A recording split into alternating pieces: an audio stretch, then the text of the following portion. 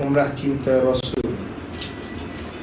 Antara umrah cinta Rasulnya, antara kelebihannya ialah sepanjang pergi umrah tersebut kita akan mengalunkan qasidah-qasidah, selawat-selawat kepada baginda Nabi Muhammad sallallahu alaihi wasallam.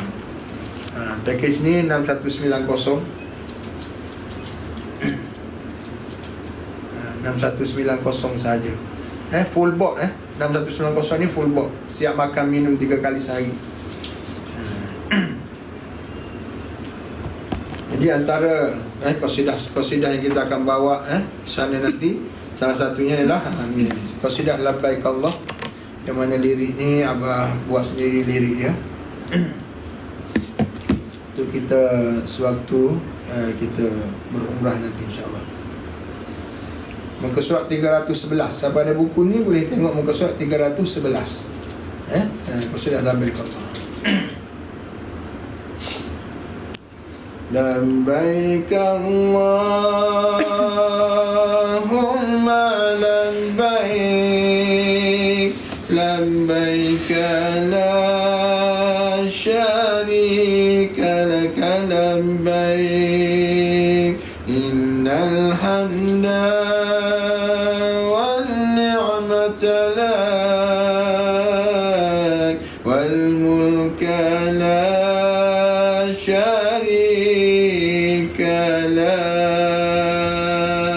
wahai Allah, kami datang menyambut panggilanmu.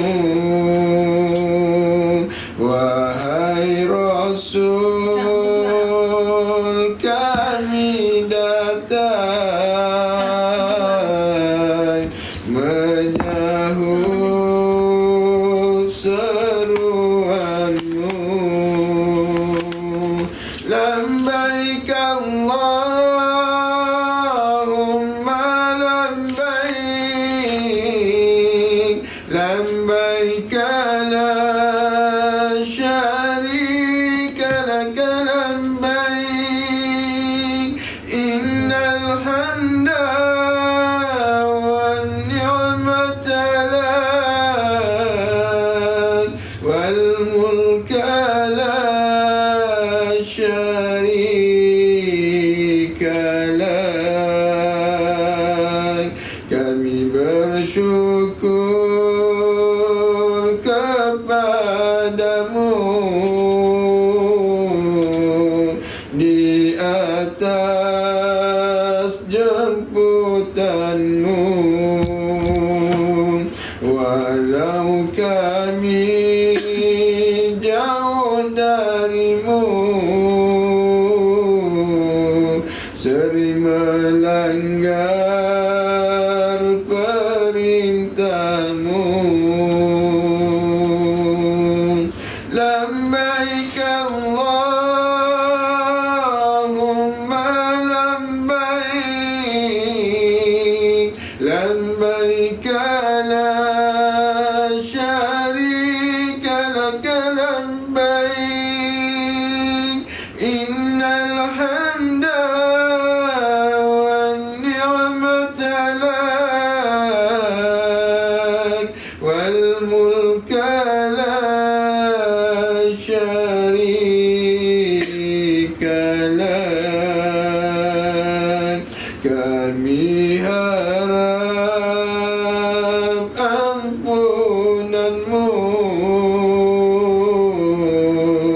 kami harap kemaafanmu, kami harap keredaanmu,